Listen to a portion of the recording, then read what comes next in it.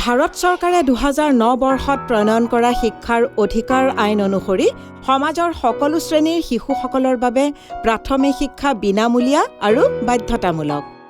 অসম চৰকাৰে অতি গুৰুত্ব সহকাৰে দ্বিতীয় শ্ৰেণীৰ পৰা অষ্টম শ্ৰেণীৰ ছাত্ৰ-ছাত্ৰীসকলৰ গুণগত মান লগতে শিক্ষানুষ্ঠানৰ সা-সুবিধাৰ সকলো দিশ সামৰি 4 এপ্ৰিলৰ পৰা আৰম্ভ কৰিবলৈ লৈছে গুণোৎসৱ।